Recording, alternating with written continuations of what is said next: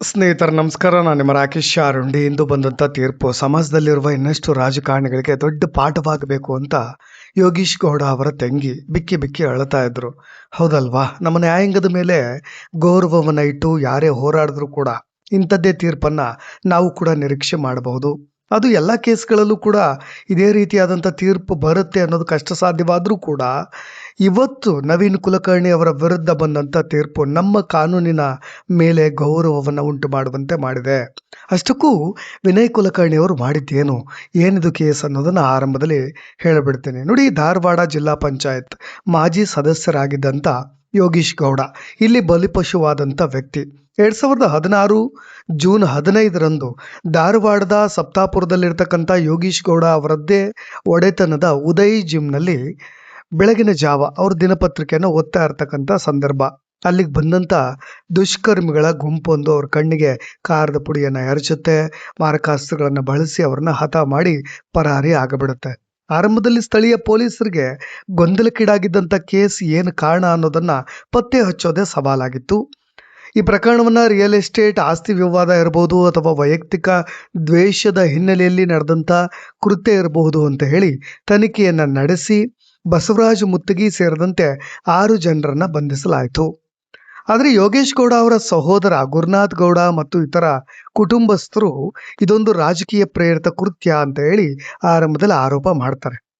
ಈ ಹತ್ಯೆಯ ಹಿಂದೆ ಅಂದಿನ ಸಿದ್ದರಾಮಯ್ಯ ನೇತೃತ್ವದ ಕಾಂಗ್ರೆಸ್ ಸರ್ಕಾರದಲ್ಲಿ ಗಣಿ ಮತ್ತು ಭೂ ವಿಜ್ಞಾನ ಸಚಿವರಾಗಿದ್ದಂಥ ಹಾಗೂ ಧಾರವಾಡದ ಪ್ರಭಾವಿ ಲೀಡರ್ ಆಗಿದ್ದಂಥ ವಿನಯ್ ಕುಲಕರ್ಣಿ ಅವರ ಕೈವಾಡ ಇದೆ ಅಂತ ಹೇಳಿ ಇದೇ ಯೋಗೀಶ್ ಗೌಡ ಅವರ ಕುಟುಂಬಸ್ಥರು ಬಿಜೆಪಿಯ ನಾಯಕರು ಗಂಭೀರವಾದಂಥ ಆರೋಪವನ್ನು ಮಾಡ್ತಾರೆ.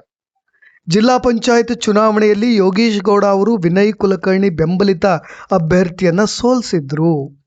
ಇದೇ ಕಾರಣಕ್ಕೆ ಇಂಥದ್ದೊಂದು ಕೃತ್ಯ ನಡೆದಿರೋದಕ್ಕೆ ಕಾರಣ ಇದೆ ಅನ್ನೋದನ್ನ ಆರೋಪ ಕೂಡ ಮಾಡಲಾಯಿತು ಯೋಗೀಶ್ ಗೌಡ ಅವರ ಕುಟುಂಬದವರು. ನೋಡಿ, ರಾಜ್ಯದಲ್ಲಿ ಕಾಂಗ್ರೆಸ್ ಸರ್ಕಾರವಿದ್ದಂಥ ಸಮಯ ಆಗ ಈ ಪ್ರಕರಣವನ್ನು CBIಗೆ ವಹಿಸಿ ಅಂತ ಬಹಳಷ್ಟು ಒತ್ತಾಯಗಳು ಕೇಳಿ ಬಂದರೂ ಕೂಡ ನಿರಾಕರಣೆ ಮಾಡಿದ್ರು. ಆದರೆ ಯಾವಾಗ 2019ರಲ್ಲಿ BS ಯಡಿಯೂರಪ್ಪ ನೇತೃತ್ವದ BJP ಸರ್ಕಾರ ಅಧಿಕಾರಕ್ಕೆ ಬಂತೋ ತಕ್ಷಣ ಯೋಗೀಶ್ ಗೌಡ ಕುಟುಂಬದ ಒತ್ತಾಯದ ಮೇರೆಗೆ 2019 ಸೆಪ್ಟೆಂಬರ್ನಲ್ಲಿ ಈ ಪ್ರಕರಣವನ್ನು CBIಗೆ ತನಿಖೆಗೆ ವಹಿಸ್ತಾರೆ. CBI ಅಧಿಕಾರಿಗಳು ತನಿಖೆಯನ್ನು ಶುರು ಮಾಡಿಕೊಂಡ ನಂತರ ಪ್ರಕರಣಕ್ಕೆ ಬಿಗ್ ಟ್ವಿಸ್ಟ್ ಕೂಡ ಸಿಗುತ್ತೆ. ಒಂದು ಸಾಕ್ಷ್ಯವನ್ನು ನಾಶ ಮಾಡ್ತಕ್ಕಂಥದ್ದು, ಇನ್ನೊಂದು ಬೆದರಿಕೆ, ಮತ್ತು ಈ ಒಂದು ಕೃತ್ಯವನ್ನು ನಡೆಸಲಿಕ್ಕೆ ಸಂಚು ನಡೆಸಿದಂಥ ಆರೋಪದ ಮೇಲೆ ನವೆಂಬರ್ 5, 2020ರಂದು ಮಾಜಿ ಸಚಿವ ವಿನಯ್ ಕುಲಕರ್ಣಿ ಅವರನ್ನು CBI ಬಂಧನ ಮಾಡುತ್ತೆ. ನೋಡಿ, ಬಂಧನ ಮಾಡಿದ ತಕ್ಷಣ ಇವರೇ ಆರೋಪಿ ಅಂತ ಅಲ್ಲ. ಅದಾದ ನಂತರ ತನಿಖೆಯ ಅವಧಿಯಲ್ಲಿ 6 ಮಂದಿ ಆರೋಪಿಗಳು ಸ್ವಯಂ ಶರಣಾಗ್ತಾರೆ, ನಾವೇ ಈ ತಪ್ಪನ್ನು ಮಾಡಿದ್ದು ಅಂತ ಹೇಳಿ. ಆದರೆ ಅಂತಿಮವಾಗಿ ವಿನಯ್ ಕುಲಕರ್ಣಿ ಸೇರಿದಂತೆ 21 ಮಂದಿಯ ವಿರುದ್ಧ ಚಾರ್ಜ್ ಶೀಟ್ ಕೂಡ ಸಲ್ಲಿಕೆ ಆಗುತ್ತೆ.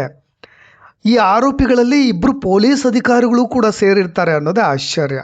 ನೋಡಿ, ಇತ್ತೀಚೆಗೆ ವಿನಯ್ ಕುಲಕರ್ಣಿ ಅವರು ಸುಪ್ರೀಂ ಕೋರ್ಟ್ನಿಂದ ಜಾಮೀನನ್ನು ಪಡೆದು ರಿಲೀಸ್ ಕೂಡ ಆಗಿದ್ರು. ವಿನಯ್ ಕುಲಕರ್ಣಿ ಅವರ ಸಂಬಂಧಿ ಚಂದ್ರಶೇಖರ್ ಇಂಡಿ ಸೇರಿದಂತೆ ಇತರ ಕೆಲವರನ್ನೂ ಕೂಡ ಬಂಧನ ಮಾಡಲಾಗಿತ್ತು CBI ಸಲ್ಲಿಸಿದ ಚಾರ್ಜ್ ಶೀಟ್ನಲ್ಲಿ ವಿನಯ್ ಕುಲಕರ್ಣಿ ಅವರನ್ನ A1 ಆರೋಪಿ ಅಂತ ಹೇಳಿ ಉಲ್ಲೇಖ ಮಾಡಲಾಗಿತ್ತು. ವಿನಯ್ ಕುಲಕರ್ಣಿ ಅವರು ಸುಮಾರು 9 ತಿಂಗಳ ಕಾಲ ಬೆಳಗಾವಿಯ ಹಿಂಡಲಗ ಜೈಲಿನಲ್ಲಿದ್ದು ನಿಮಗೆಲ್ರಿಗೂ ಕೂಡ ಗೊತ್ತೇ ಇದೆ. ಆಗಸ್ಟ್ 2021ರಂದು ಸುಪ್ರೀಂ ಕೋರ್ಟ್ನಲ್ಲಿ ಅವರಿಗೆ ಷರತ್ತುಬದ್ಧ ಜಾಮೀನು ನೀಡಿತು. ಷರತ್ತುಬದ್ಧ ಜಾಮೀನು ಹೇಗಿತ್ತು ಅಂದರೆ, ನೀವು ಕೋರ್ಟ್ನ ಅನುಮತಿ ಇಲ್ಲದೆ ಧಾರವಾಡ ಜಿಲ್ಲೆಯನ್ನು ಕೂಡ ಎಂಟ್ರಿ ಮಾಡೋ ಹಾಗಿಲ್ಲ, ಪ್ರವೇಶಿಸುವಂತಿಲ್ಲ. ಈ ಷರತ್ತಿನ ಕಾರಣದಿಂದಲೇ 2023ರ ವಿಧಾನಸಭಾ ಚುನಾವಣೆಯಲ್ಲಿ ಕಾಂಗ್ರೆಸ್ನಿಂದ ವಿನಯ್ ಕುಲಕರ್ಣಿ ಅವರೇ ಟಿಕೆಟನ್ನು ಪಡಿತಾರೆ. ಅದೇ ಧಾರವಾಡದಿಂದ ಕ್ಷೇತ್ರದಿಂದ ಸ್ಪರ್ಧೆ ಮಾಡ್ತಾರೆ. ಜಿಲ್ಲೆಯ ಹೊರಗಿದ್ದುಕೊಂಡೇ ಡಿಜಿಟಲ್ ಮತ್ತು ಸೋಷಿಯಲ್ ಮೀಡಿಯಾಗಳನ್ನು ಬಳಸ್ಕೊಂಡು ಪರೋಕ್ಷವಾಗಿ ಪ್ರಚಾರ ಮಾಡ್ತಾರೆ. ಅದು ಗೆಲುವು ಹೇಗಿತ್ತು ಅಂದರೆ ಭಾರೀ ಬಹುಮತದಿಂದ ಜಯಗಳಿಸಿ ಅದೇ ಧಾರವಾಡದಲ್ಲಿ ಮತ್ತೆ ಶಾಸಕರಾಗ್ತಾರೆ. ಸ್ನೇಹಿತರೆ, ಇದೇ ಅಲ್ವಾ ನಮ್ಮ ಪ್ರಜಾಪ್ರಭುತ್ವ ವ್ಯವಸ್ಥೆ ಅಂದರೆ? ಪ್ರಜೆಗಳನ್ನು ಕಾಪಾಡೋ ನಾಯಕರೇ ಭ್ರಷ್ಟರು, ಅಪರಾಧಿಗಳು. ಅವರು ನಮ್ಗೆ ಅದು ಹೇಗೆ ನ್ಯಾಯ ಒದಗಿಸ್ತಾರೋ ನನಗಂತೂ ಗೊತ್ತಾಗ್ತಾ ಇಲ್ಲ. ಕಂಟಿನ್ಯೂ ಮಾಡ್ತೀನಿ ಸ್ಟೋರಿನ. ನೋಡಿ, ಯೋಗೀಶ್ ಗೌಡ ಅವರ ಹತ್ಯೆ ಪ್ರಕರಣದಲ್ಲಿ ಮಾಜಿ ಸಚಿವ ವಿನಯ್ ಕುಲಕರ್ಣಿ ಸೇರಿ 17 ಜನ ಅಪರಾಧಿಗಳು ಅಂತ ಹೇಳಿ ಕೋರ್ಟ್ ತೀರ್ಪನ್ನು ಪ್ರಕಟ ಮಾಡಿದೆ. ಏಪ್ರಿಲ್ 16ರಂದು ಅಪರಾಧಿಗಳಿಗೆ ಶಿಕ್ಷೆ ಪ್ರಮಾಣವನ್ನು ಕೂಡ ಪ್ರಕಟ ಮಾಡುತ್ತೆ. 21 ಆರೋಪಿಗಳಲ್ಲಿ 2 ಜನ ನಿರ್ದೋಷಿ, 2 ಮಂದಿ ಮಾಫಿ ಸಾಕ್ಷಿ ಅಂತ ಘೋಷಣೆ ಮಾಡಿದೆ. ಸಚಿವ ವಿನಯ್ ಕುಲಕರ್ಣಿ ಸೇರಿ 17 ಜನರನ್ನ ವಶಕ್ಕೆ ಪಡೆಯುವಂತೆ CBIಗೆ ನ್ಯಾಯಮೂರ್ತಿಗಳಾದಂಥ ಸಂತೋಷ್ ಗಜಾನನ ಭಟ್ ಅವರಿದ್ದಂಥ ಜನಪ್ರತಿನಿಧಿಗಳ ವಿಶೇಷ ನ್ಯಾಯಾಲಯ ಸೂಚನೆ ಕೂಡ ಕೊಟ್ಟಿದೆ. ಈ ಹಿನ್ನೆಲೆಯಲ್ಲಿ ಸತತ 10 ವರ್ಷಗಳ ನಂತರ ವಿಚಾರಣೆ ಬಳಿಕ ಈ ಪ್ರಕರಣದಲ್ಲಿ ಅಪರಾಧಿಗಳಿಗೆ ಶಿಕ್ಷೆಯಾಗಿರೋದು. ಪ್ರಕರಣದ ವಿಚಾರಣೆಯನ್ನು ಪೂರ್ಣಗೊಳಿಸಿದಂಥ ಕೋರ್ಟ್ ಏಪ್ರಿಲ್ 9ಕ್ಕೆ ತೀರ್ಪನ್ನು ಪ್ರಕಟ ಮಾಡ್ತೀವಿ ಅಂತ ಆರಂಭದಲ್ಲಿ ಹೇಳಿತ್ತು. ಆದರೆ ಸ್ವಲ್ಪ ಟೆಕ್ನಿಕಲ್ ಪ್ರಾಬ್ಲಮ್ಮಿಂದ ತೀರ್ಪನ್ನು ರಚನೆ ಮಾಡೋ ಪ್ರಕ್ರಿಯೆ ಪೂರ್ಣಗೊಳ್ಳದ ಕಾರಣಕ್ಕೆ ತೀರ್ಪನ್ನು ಏಪ್ರಿಲ್ 15ಕ್ಕೆ ಮುಂದೂಡಲಾಗಿತ್ತು. ಇದೀಗ ದೋಷಿ ಅನ್ನೋ ಒಂದು ತೀರ್ಪು ಬಂದಿದೆ. ಆದರೆ ಕಂಪ್ಲೀಟಾಗಿ ಎಷ್ಟು ವರ್ಷಗಳ ಕಾಲ ಶಿಕ್ಷೆ ಏನಾಗುತ್ತೆ, ಜೀವಾವಧಿ ಶಿಕ್ಷೆಯೋ ಏನು ಅನ್ನೋದು ನಿಮಗೆ ಏಪ್ರಿಲ್ 16ರಂದು ಗೊತ್ತಾಗುತ್ತೆ. ಸ್ನೇಹಿತರೆ, ಚಾರ್ಜ್ ಶೀಟ್ನಲ್ಲಿರೋ ಮಾಹಿತಿಗಳು ಭಾಳಷ್ಟು ಅಚ್ಚರಿಯನ್ನು ಮೂಡಿಸುತ್ತೆ. ಹೇಗೆ ಇದನ್ನು ಪ್ಲ್ಯಾನ್ ಮಾಡಿದ್ರು ಈ ಕೃತ್ಯವನ್ನು ಅಂತ ನೋಡಿ. ಒಂದು ರಾಜಕೀಯ ಎದುರಾಳಿಯಾಗಿದ್ದಂಥ ಯೋಗೇಶ್ ಗೌಡ ಮುಗಿಸ್ಲಿಕ್ಕೆ ರೆಸಾರ್ಟ್ ಒಂದರಲ್ಲಿ ಪೊಲೀಸ್ ಅಧಿಕಾರಿಗಳು ಮತ್ತು ಕೆಲವು ಆರೋಪಿಗಳ ಜೊತೆ ಕೂತಂಥ ವಿನಯ್ ಕುಲಕರ್ಣಿ ಭರ್ಜರಿಯಾಗಿ ಊಟ ಮಾಡ್ತಾ ಹೇಗೆ ಕೃತ್ಯ ಮಾಡೋದು ಅನ್ನೋದಕ್ಕೆ ಒಂದು ಸ್ಕೆಚ್ ಹಾಕ್ತಾರೆ. ತನ್ನ ರಾಜಕೀಯ ಬೆಳವಣಿಗೆಗೆ ಯೋಗೇಶ್ ಅಡ್ಡ ಬರ್ತಾ ಇದ್ದಾನೆ ಅನ್ನೋದೇ ವಿನಯ್ ಕುಲಕರ್ಣಿಗೆ ದೊಡ್ಡ ತಲೆನೋವಾಗ್ಬಿಟ್ಟಿತ್ತು. ಈ ಎಲ್ಲ ಅಂಶಗಳು ಕೂಡ ಚಾರ್ಜ್ ಶೀಟ್ನಲ್ಲಿರೋದು. ಏನೆಲ್ಲ ಪ್ಲಾನ್ ಮಾಡಿಕೊಂಡ್ರು, ಹೇಗೆ ಮುಗಿಸೋದು, ಇವನ್ನ ಭಾಳ ಸಮಸ್ಯೆ ಮಾಡ್ತಾ ಇದ್ದಾನೆ ಅಂತ. ಈ ಪ್ರಕರಣದ ಮೂಲದಲ್ಲಿ ಧಾರವಾಡ ಸಮೀಪದ ಬೆಳ್ಳಿಗಟ್ಟಿ ಗ್ರಾಮದಲ್ಲಿದ್ದಂಥ ಭೂ ವಿವಾದ ಕೂಡ ಪ್ರಮುಖವಾದಂಥ ಕಾರಣ ಆಗುತ್ತೆ. ನಾಗೇಶ್ ಅನ್ನೋ ವ್ಯಕ್ತಿಗೆ ಸೇರಿದಂಥ 40 ಎಕರೆ ಜಮೀನಲ್ಲಿ 25.8 ಎಕರೆ ನೋಟ್ರಿ ಆಗಿತ್ತಂತೆ. ಉಳಿದ ಭೂಮಿಯಲ್ಲಿ 9 ಎಕರೆ ಜಮೀನನ್ನು ಇದೇ ಯೋಗೇಶ್ ಗೌಡ ಖರೀದಿ ಮಾಡಿದ್ದರಂತೆ.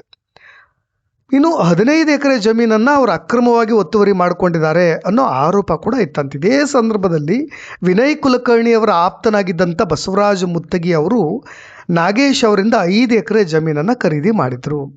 ಈ ಜಮೀನು ವ್ಯವಹಾರ ಆಗೋ ಹಿನ್ನೆಲೆಯಲ್ಲಿ ಯೋಗೇಶ್ ಗೌಡ ಅವರು ಮುತ್ತಿಗೆಗೆ ಬೆದರಿಕೆ ಹಾಕಿದ್ರು ಅನ್ನೋ ಅಂಶ ಕೂಡ ತಿಳಿದು ಬಂದಿದೆ. ಇದರಿಂದ ಸ್ವಲ್ಪ ವೈಮನಸ್ಸು ಕೂಡ ಇತ್ತಂತೆ. ಈ ಬಗ್ಗೆ ಆಗ ಅದೇ ಗೃಹ ಸಚಿವರಾಗಿದ್ದಂಥ ಪರಮೇಶ್ವರ್ ಕೂಡ ಇದನ್ನೇ ಹೇಳಿಕೆಯಲ್ಲೂ ಕೂಡ ಉಲ್ಲೇಖ ಮಾಡಿದ್ರಂತೆ. ಯಾಕೆಂದರೆ ಈ ಥರದ ಜಮೀನಿನ ವ್ಯಾಜ್ಯ ಇರಬಹುದು, ಇದೇ ಕಾರಣ ಇರಬಹುದು ಅಂತ ರಾಜಕೀಯ ದ್ವೇಷ ಕೂಡ ಸೇರಿಕೊಂಡಿರೋದನ್ನು ನಾನು ಹೇಳ್ತಾ ಇರೋದು. ಯಾರು ಈ ಬಸವರಾಜ ಮುತ್ತಿಗೆ ಅಂತ ನೋಡಿ. ಜಮೀನಿನ ವ್ಯಾಜ್ಯಕ್ಕೆ ವಿನಯ್ ಕುಲಕರ್ಣಿಯವರು ಇಷ್ಟು ಸೀರಿಯಸ್ ಆಗ್ತಾರಾ ಅನ್ನೋದಿದೆಯಲ್ಲ, ಆ ಬಸವರಾಜ ಮುತ್ತಿಗೆ ಯಾರು ಅನ್ನೋದನ್ನು ಹೇಳಿಬಿಡ್ತೇನೆ ನೋಡಿ. ವಿನಯ್ ಕುಲಕರ್ಣಿಯವರ ಪರಮಾಪ್ತ ಈತ. ಈಗ ಈ ಕೇಸ್ನಲ್ಲಿ ಮಾಫಿ ಸಾಕ್ಷಿಯಾಗಿರ್ತಕ್ಕಂಥ ಇದೇ ಬಸವರಾಜ ಮುತ್ತಿಗೆ ಅವರು ಅಪರಾಧ ಶಾಸ್ತ್ರದಲ್ಲಿ ಧಾರವಾಡ ಕರ್ನಾಟಕ ವಿಶ್ವವಿದ್ಯಾನಿಲಯದ ಸ್ನಾತಕೋತ್ತರ ಪದವಿ ಪಡೆದಿದ್ದಾರೆ. ರಿಯಲ್ ಎಸ್ಟೇಟ್ ವ್ಯವಹಾರ ನಡೆಸ್ತಾ ಇದ್ರು ಮತ್ತು ಸಾಮಾಜಿಕ ಚಟುವಟಿಕೆಗಳಲ್ಲೂ ಕೂಡ ತೊಡಗಿಸ್ಕೊಂಡಿದ್ರು. ಆದರೆ ಭೂ ವ್ಯವಹಾರ ಸಂಬಂಧಿತ ವೈಷಮ್ಯಗಳು ಈ ಒಂದು ಕೃತ್ಯಕ್ಕೆ ಕಾರಣ ಆದವು ಅನ್ನೋದು ಅವ್ರು ಕೊಟ್ಟಂಥ ಮಾಫಿ ಸಾಕ್ಷಿಯಿಂದ, ಜೊತೆಗೆ CBI ಮಾಡಿದಂಥ ತನಿಖೆಯಿಂದ ಬಹಿರಂಗವಾಗಿರೋದು. ಸ್ನೇಹಿತರೆ, ಧಾರವಾಡದ ಜಿಲ್ಲಾ ಪಂಚಾಯತ್ ಸದಸ್ಯ ಯೋಗೀಶ್ ಗೌಡ ಅವರ ಹತ್ಯೆ ಪ್ರಕರಣದಲ್ಲಿ ದೋಷಿ ವಿನಯ್ ಕುಲಕರ್ಣಿ ಅವರು ಅಂತ ತೀರ್ಪು ಬಂದ ಬೆನ್ನಲ್ಲೇ ಅವರ ವಿರುದ್ಧ ಹೊರಿಸಲಾಗಿರ್ತಕ್ಕಂಥ ಸೆಕ್ಷನ್ಸ್ಗಳು ಇವತ್ತು ಚರ್ಚೆ ಕಾರಣ ಆಗ್ತಾರೆ. ಯಾಕೆಂದರೆ ನಾಳೆ ಎಂತಹದ್ದೇ ತೀರ್ಪು ಬೇಕಾದರೂ ಬರ್ಬೋದು. ಖಂಡಿತ ಜೀವಾವಧಿ ಶಿಕ್ಷೆ ಆಗುತ್ತೆ ಅಂತ ಅನೇಕರು ನಿರೀಕ್ಷೆ ಮಾಡ್ತಾ ಇದ್ದಾರೆ. ಯಾಕೆಂದರೆ ಒಂದು ಈ ಥರದ ಕೃತ್ಯವನ್ನು ಮಾಡಿ ಪ್ರಾಣವನ್ನು ತೆಗೆದಿರೋದು, ಹೊಳಸಂಚನ್ನು ಮಾಡಿರೋದು, ಸಾಕ್ಷ್ಯ ನಾಶವನ್ನು ಮಾಡಲಿಕ್ಕೆ ಪ್ರಯತ್ನ ಪಟ್ಟಿರೋದು ಮತ್ತು ಅಕ್ರಮ ಕೂಟದಂಥ ಗಂಭೀರ ಆರೋಪಗಳು ಇವ್ರ ಮೇಲೆ ಇರೋದು, ಇವೆಲ್ಲ ಸೆಕ್ಷನ್ಗಳು ಸಾಬೀತಾಗಿದ್ದಾವೆ. ಅದಕ್ಕೋಸ್ಕರವಾಗಿಯೇ ವಿನಯ್ ಕುಲಕರ್ಣಿಯವರ ಶಾಸಕ ಸ್ಥಾನಕ್ಕೆ ಕುತ್ತು ಬರತಕ್ಕಂಥ ಸಾಧ್ಯತೆ ಕೂಡ ದಟ್ಟವಾಗಿದೆ. ಅವರ ಶಾಸಕ ಸ್ಥಾನಕ್ಕೆ ಕುತ್ತು ಬರೋದಿರಲಿ, ಅವ್ರಿಗೆ ಜೀವಾವಧಿ ಶಿಕ್ಷೆ ಆದರೆ ಏನು ಗತಿ? ಒಂದು ಮಾಡಿರೋ ತಪ್ಪಿಗೆ ಅವ್ರು ಅನುಭವಿಸಬೇಕಾಗತ್ತೆ. IPC ಸೆಕ್ಷನ್ 302 ಇದೆ ಅವ್ರ ಮೇಲೆ, ಅಂದರೆ ಜೀವಾವಧಿ ಶಿಕ್ಷೆ ಆಗಬಹುದು. ಯಾಕೆಂದರೆ ಉದ್ದೇಶಪೂರ್ವಕವಾಗಿ ಏನಾದರೂ ಈ ಥರದ ಕೃತ್ಯವನ್ನು ಮಾಡಿ ಯಾವುದೇ ವ್ಯಕ್ತಿಯ ಪ್ರಾಣವನ್ನು ತೆಗೆದುಬಿಟ್ರೆ ಈ ಒಂದು ಸೆಕ್ಷನನ್ನು ಹಾಕಲಾಗುತ್ತೆ. ಹಾಗಾಗಿ ಈ ಹತ್ಯೆಯಲ್ಲಿ ಅವರೇ ಭಾಗಿಯಾಗಿರೋದ್ರಿಂದ ಅದೇನಾದರೂ ಸಾಬೀತಾದರೆ ಈ ಸೆಕ್ಷನ್ ಅಡಿಯಲ್ಲಿ ಅವರಿಗೆ ದೊಡ್ಡ ಮಟ್ಟದ ಜೈಲು ಶಿಕ್ಷೆಯನ್ನು ಕೋರ್ಟ್ ವಿಧಿಸುತ್ತೆ. ಇನ್ನು IPC 120B ಅಂದರೆ ಈ ಥರದ ಕೃತ್ಯವನ್ನು ಮಾಡಲಿಕ್ಕೆ ಸ್ಕೆಚ್ ಹಾಕಿದ್ದಾರೆ. ಅಂದರೆ ಒಳಸಂಚು ಮಾಡಿ ಅದನ್ನೆಲ್ಲವನ್ನು ಕೂಡ ಪ್ಲ್ಯಾನ್ ಮಾಡಿ ಒಂದು ಕಡೆ ಕೂತ್ಕೊಂಡು ವಿನಯ್ ಕುಲಕರ್ಣಿಯವರೇ ಆ ಥರದೊಂದು ಒಳಸಂಚು ಮಾಡಿರೋದ್ರಿಂದ ಅದು ಕೂಡ ನೇರವಾಗಿ ಯಾರೇ ವ್ಯಕ್ತಿ ಒಬ್ಬ ವ್ಯಕ್ತಿಯ ಪ್ರಾಣವನ್ನು ತೆಗೆಯೋದಕ್ಕೆ ಸಮನಾದಂಥ ಶಿಕ್ಷೆಯನ್ನು ವಿಧಿಸುವ ಅವಕಾಶ ಇದೆ.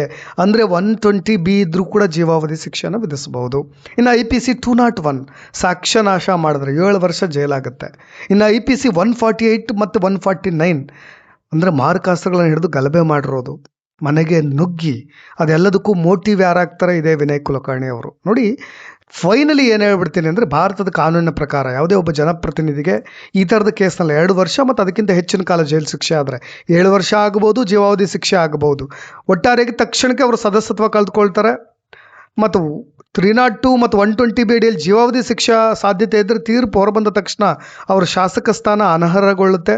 ಬಹುತೇಕ ಅವ್ರದ್ದು ರಾಜಕೀಯ ಜರ್ನಿ ಏನಿದೆ ಅದು ಎಂಡ್ ಆಗುತ್ತೆ. ತೀರ್ಪು ಪ್ರಕಟವಾಗ್ತಾ ಇದ್ದಾಗೆ CBI ಅಧಿಕಾರಿಗಳು ಅವ್ರನ್ನ ಕಸ್ಟಡಿ ತೆಗೆದುಕೊಂಡ್ರು.